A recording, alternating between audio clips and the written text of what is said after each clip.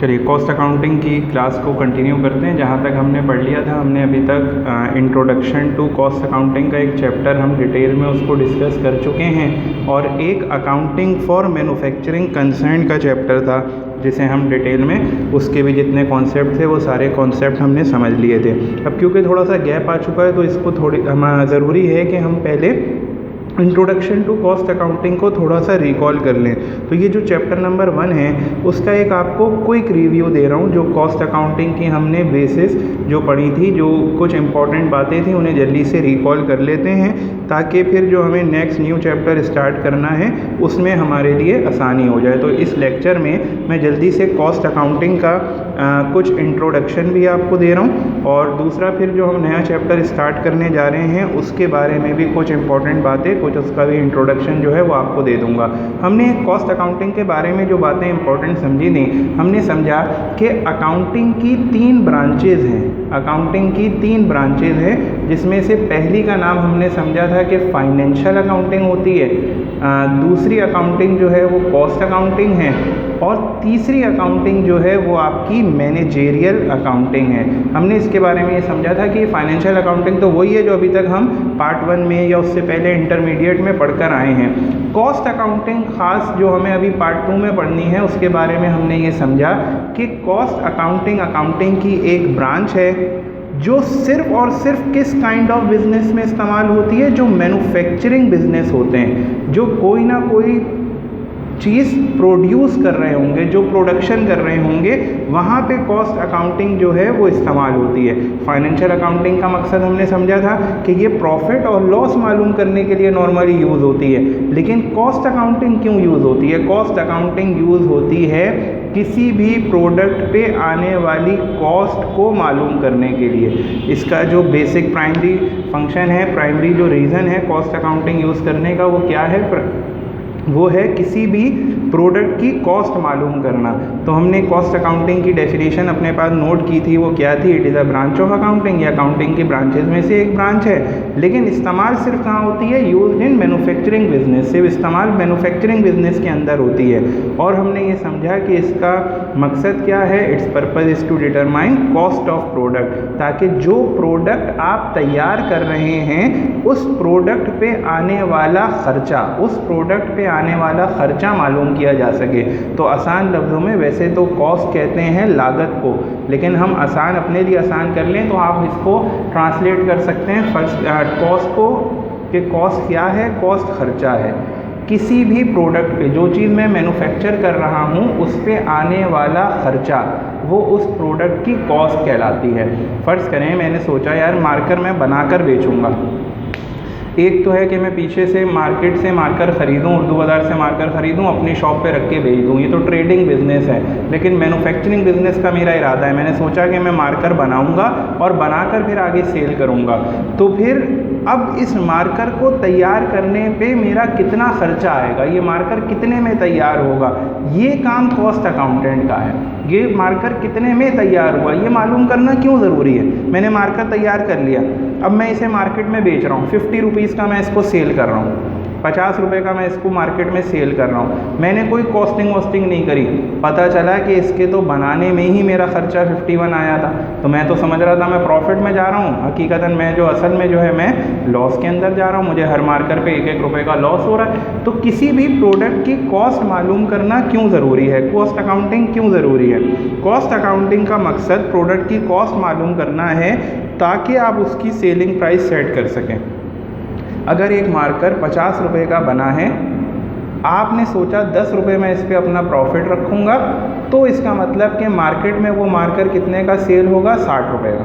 तो ये 50 क्या है? ये कॉस्ट है। ये 10 क्या है? ये हमारा प्रॉफिट है। तो जब कॉस्ट और प्रॉफिट ऐड हो जाते हैं तो ये जो हमारे पास 60 आई है ये सेलिंग प्राइस है। तो अब बहुत इंपॉर्टेंट चीज़ ये है कि हम अपना कॉन्सेप्ट भी सही कर लें कि कॉस्ट अलग चीज़ है, प्राइस अलग चीज़ है। कॉस्ट क्या है कि वो चीज़ मुझे कितने की पड़ी है, और प्राइस क्या है मैं उसे आगे कितने रुपए में सेल कर रहा हूँ। तो कॉस्ट अलग है, प्राइस अलग है। हो सकता है हम अभी तक इन्हें एक ही मीनिंग में इस्तेमाल कर रहे हों, लेकिन आज हमें अपना कॉन्सेप्ट सही करना है। कॉस्ट खर्चा है, जो चीज़ मैं बेच रहा हूँ उसमें मेरा कितना खर्चा हुआ है, और प्राइस क्या है, जो चीज़ मैं बेच रहा हूँ वो मैं कितने में बेचूंगा। कॉस्ट में जब प्रॉफिट ऐड किया जाता है तो प्राइस निकलती है। तो कॉस्ट अकाउंटिंग क्यों की जाती है, ताकि कॉस्ट मालूम हो। और कॉस्ट मालूम करना क्यों ज़रूरी है, ताकि हम उसमें अपना प्रॉफिट ऐड करके उस प्रोडक्ट की सेलिंग प्राइस को हम लोग सेट कर सकें। तो ये कुछ बातें कॉस्ट अकाउंटिंग की डेफिनेशन में हमने समझी थी। फिर हमने उसके बाद समझा एक चार्ट बना के एलिमेंट्स ऑफ कॉस्ट को, कि कॉस्ट कितनी तरह की होती हैं, क्लासिफिकेशन ऑफ कॉस्ट को हमने समझा। तो हमने ये देखा कि भाई ये जो खर्चे होते हैं, बिजनेस के जो खर्चे होते हैं, इन्हें दो हिस्सों में बांटा जा सकता है। इन कॉस्ट को दो हिस्सों में बांटा जा सकता है। एक का नाम हमने रखा था मैन्युफैक्चरिंग कॉस्ट, एक का नाम हमने रखा था मैन्युफैक्चरिंग कॉस्ट, और एक का नाम हमने रखा था non manufacturing cost. Manufacturing cost और नॉन मैन्युफैक्चरिंग कॉस्ट, जो चीज़ के बनाने में खर्चा आता है मैन्युफैक्चरिंग कॉस्ट है, और जो उस चीज़ के बेचने में खर्चा आता है वो नॉन मैन्युफैक्चरिंग कॉस्ट है। अगर हमारा कोई मैन्युफैक्चरिंग बिजनेस है तो वो बिज़नेस क्या करेगा, वो सिर्फ चीज़ें बनाएगा थोड़ी, वो चीज़ बनाएगा भी, चीज़ बेचेगा भी। तो चीज़ के बनाने में जो खर्चा आता है वो मैन्युफैक्चरिंग कॉस्ट है, और जो चीज़ के बेचने में खर्चा आता है वो उसकी नॉन मैन्युफैक्चरिंग कॉस्ट है। अभी हमारा जो टॉपिक है वो मैन्युफैक्चरिंग कॉस्ट से रिलेटेड है, तो जल्दी से नॉन मैन्युफैक्चरिंग कॉस्ट को समझ लेते हैं, फिर इस पे डिटेल में बात करेंगे। ये नॉन मैन्युफैक्चरिंग कॉस्ट वही है जिसे हम पार्ट 1 में ऑपरेटिंग एक्सपेंसेस कहते आ रहे हैं। ऑपरेटिंग एक्सपेंसेस यानी सेलिंग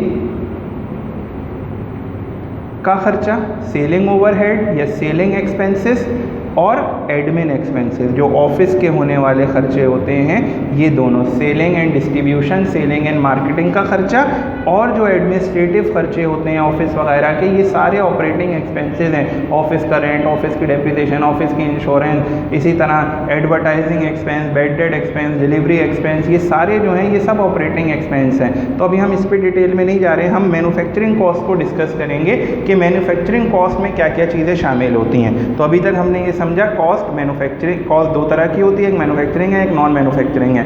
मैन्युफैक्चरिंग कॉस्ट में फर्दर 3 एलिमेंट्स शामिल हैं, उसकी क्लासिफिकेशन है, 3 चीज़ें उसके अंदर शामिल हैं। नंबर 1, आपको कोई भी चीज़ अगर तैयार करनी है तो सबसे पहली चीज़ जो आपको चाहिए वो उसका रॉ मटेरियल चाहिए, जिससे वो चीज़ तैयार होगी। मुझे कुर्सी बनानी है, कुर्सी बनाने के लिए लकड़ी चाहिए, वो लकड़ी की लिए सारी चीज़ें रॉ मटेरियल हैं। एक और चीज़ है जो कि ज़रूरी है, वो लेबर है, उस चीज़ का तैयार करने वाला। और तीसरी, कोई ऐसी जगह होनी चाहिए जहाँ पर प्रोडक्शन हो रही होगी, कोई कारखाना, कोई फैक्ट्री होनी चाहिए। उस जगह के होने वाले खर्चे फैक्ट्री ओवरहेड्स कहलाते हैं। ओवरहेड्स का मतलब होता है एक्सपेंसेस। ओवरहेड्स का मतलब है एक्सपेंसेस। तो किसी भी चीज़ को तैयार करना है तो मटेरियल ज़रूरी है, लेबर ज़रूरी है, फैक्ट्री ओवरहेड ज़रूरी हैं फैक्ट्री के। अब ये तीनों क्या हैं, ये खर्चे हैं। हम क्या पढ़ रहे हैं, खर्चों की क्लासिफिकेशन पढ़ रहे हैं। कोई भी चीज़, मुझे कुर्सी तैयार करनी है तो मुझे क्या क्या खर्चे करने पड़ेंगे, उसके रॉ मटेरियल पे खर्चा करना पड़ेगा, उस बनाने वाली लेबर को पैसे देने पड़ेंगे, और जिस कारखाने में बैठकर मैं वो चीज़ बना रहा हूँ, जिस जगह पे, उसका बिजली, गैस, पानी का कनेक्शन, उसका किराया, उसमें जो हमने गेट कीपर रखा हुआ उसकी सैलरी, ये सारे खर्चे जो हैं, रिपेयर एंड मेंटेनेंस, ये सब फैक्ट्री के खर्चे फैक्ट्री ओवरहेड्स कहलाते हैं। तो 3 तरह के खर्चे होते हैं कॉस्ट अकाउंटिंग में, रॉ मटेरियल का खर्चा, लेबर का खर्चा और फैक्ट्री में होने वाले खर्चे। रॉ मटेरियल को मज़ीद आगे आप क्लासीफाई कर सकते हैं डायरेक्ट रॉ मटेरियल में और इनडायरेक्ट रॉ मटेरियल में। मैं क्योंकि ये सारी बातें पीछे करवा चुका हूँ तो सिर्फ रिकॉल करवा रहा हूँ, इसलिए जल्दी जल्दी जा रहा हूँ, वरना पीछे हमने बहुत एग्जाम्पल से इन सारी बातों को समझा है। डायरेक्ट रॉ मटेरियल क्या है, जो ट्रेसेबल हो फाइनल प्रोडक्ट के अंदर, जो नज़र आए, जिसको आप पहचान सकें। मैं कुर्सी बना के मैंने आपके सामने रखी, पूछा किससे बनी है, तो लकड़ी से बनी है, उसका डायरेक्ट मटेरियल क्या है, वो लकड़ी है। लेकिन कुछ चीज़ें और उसके अंदर इस्तेमाल हुई हैं जो ट्रेसेबल नहीं है। ग्लू भी लगा था लकड़ी को आपस में जोड़ने के लिए, लेकिन नहीं नज़र आ रहा, तो इसका मतलब वो मटेरियल तो है, लेकिन कौन सा मटेरियल है, इनडायरेक्ट रॉ मटेरियल है। बाकी और भी एग्जांपल्स हैं जो हम ऑलरेडी डिस्कस कर चुके हैं। इसी तरह लेबर भी दो तरह की होती है, एक डायरेक्ट लेबर होती है और एक इनडायरेक्ट लेबर होती है। इनडायरेक्ट लेबर होती है, इसके बारे में भी हमने समझा था। वो जो स्किल्ड लेबर है, जो अपने हाथ से प्रोडक्शन कर रही है, जो डायरेक्टली इन्वॉल्व है प्रोडक्शन के अंदर, मैन्युफैक्चरिंग हो रही है, बेल्ट पे काम चल रहा है, वो वहाँ दोनों तरफ लेबर खड़ी हुई है, प्रोडक्शन कर रही है, वो डायरेक्ट है। अब वहाँ कोई क्लीनर भी होगा, वहाँ कोई मशीन का सही करने वाला मैकेनिक भी होगा, कोई चाय पिलाने के लिए हमने लड़का भी रखा हुआ होगा, वो सब भी फैक्ट्री में मौजूद हैं, लेकिन वो डायरेक्टली इन्वॉल्व नहीं है प्रोडक्शन में, तो वो लेबर कैसी है, वो इनडायरेक्ट लेबर है। तो डायरेक्ट लेबर, इनडायरेक्ट लेबर। और फिर फैक्ट्री के खर्चों में फैक्ट्री का रेंट ले लें, फैक्ट्री की डेप्रीसिएशन ले लें, फैक्ट्री की रिपेयर एंड मेंटेनेंस ले लें, फैक्ट्री की इंश्योरेंस ले लें, और इसी तरह फैक्ट्री के जितने खर्चे हैं वो सब फैक्ट्री ओवरहेड के अंदर काउंट किए जाते हैं। तो ये हमने कॉस्ट की क्लासिफिकेशन की, मैन्युफैक्चरिंग, नॉन मैन्युफैक्चरिंग, बेचने का खर्चा, बनाने का खर्चा, बेचने का खर्चा, बनाने में material, labour, FOH।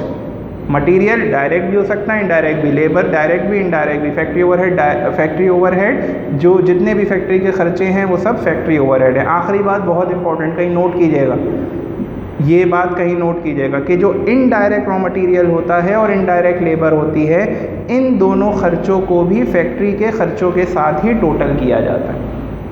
Indirect raw material और इनडायरेक्ट लेबर को भी फैक्ट्री के खर्चों में ही ऐड किया जाता है, अलग से नहीं इनको कंप्यूट किया जाता। तो अगर कोई आपसे पूछे कि बताओ मैन्युफैक्चरिंग कॉस्ट कैसे आएगी, तो अब हमें क्या बताना है भाई, डायरेक्ट वाला रॉ मटेरियल लेंगे, ये वाला डायरेक्ट वाली लेबर लेंगे, ऐड कर दें, और फैक्ट्री ओवरहेड लेंगे, इन तीनों चीज़ों को प्लस कर दिया जाएगा, तो वो आपके पास मैन्युफैक्चरिंग कॉस्ट आ जाएगी। Indirect raw material, indirect labour कहाँ चला गया, वो फैक्ट्री ओवरहेड के अंदर ही चला गया। तो direct raw material, direct labour और फैक्ट्री ओवरहेड, तो हमने ये बातें पहले चैप्टर के अंदर समझी थी। और मज़ीद हमने क्या समझा था पहले चैप्टर में, इंपॉर्टेंट चीज़ जो थी वो थी इन्वेंट्रीज़ इन कॉस्ट अकाउंटिंग, के कॉस्ट अकाउंटिंग में कितनी तरह की इन्वेंट्रीज़ होती हैं। अब ये वो नए नए लफ्ज़ हैं जो हमारे सामने जो हैं वो पूरी कॉस्ट अकाउंटिंग में आते रहेंगे। वो क्या है, नंबर 1, इन्वेंट्रीज़ में कॉस्ट अकाउंटेंट के पास कितनी तरह की इन्वेंट्रीज, उसके गोदाम में कितने लेवल, किस तरह का सामान रखा हुआ हो सकता है। नंबर 1, उसके वेयर हाउस में हो सकता है रॉ मटेरियल अवेलेबल हो, रॉ मटेरियल रखा हुआ उसके वेयर हाउस के अंदर। मैं प्रोडक्शन करता हूँ, कुर्सियाँ बनाता हूँ, कुर्सियों के लिए लकड़ी चाहिए, मैंने लकड़ी लाके अपने गोदाम में रखी हुई है, तो वो इन्वेंट्री क्या कहलाएगी, रॉ मटेरियल इन्वेंट्री। मैं कुर्सियाँ बनाता हूँ, कुछ कुर्सियाँ इनकम्प्लीट हैं, बनाना तो शुरू कर दी थी लेकिन कंप्लीट नहीं हो पाई, अभी इनकम्प्लीट है, उसका स्टेटस कंप्लीट नहीं है, फिनिश्ड नहीं है, सेमी फिनिश्ड हैं, तो वो कहलाती हैं work in process inventory. Work in process inventory, जिस पे काम चल रहा है, अभी तक कंप्लीट नहीं हुआ, और कुर्सियाँ तैयार हो गई, गोदाम में रखी हुई हैं बिकने के इंतज़ार में, तो वो कहलाएगी आपकी फिनिश्ड गुड्स इन्वेंट्री।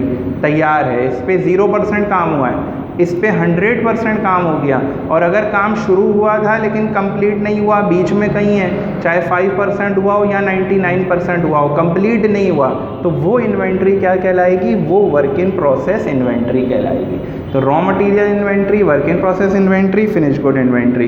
फिर हमने ये भी समझा था रॉ मटेरियल इन्वेंट्री की ओपनिंग भी होती है, रॉ मटेरियल इन्वेंट्री की एंडिंग भी होती है, फिनिश गुड की ओपनिंग भी होती है, फिनिश गुड की एंडिंग भी होती है, और इसी तरह वर्क इन प्रोसेस की भी ओपनिंग होती है और वर्क इन प्रोसेस की भी एंडिंग होती है। तो ये हमने सिर्फ रिकॉल किया है जो पहले चैप्टर में हमने बातों को समझ लिया था, इंट्रोडक्शन टू कॉस्ट अकाउंटिंग को।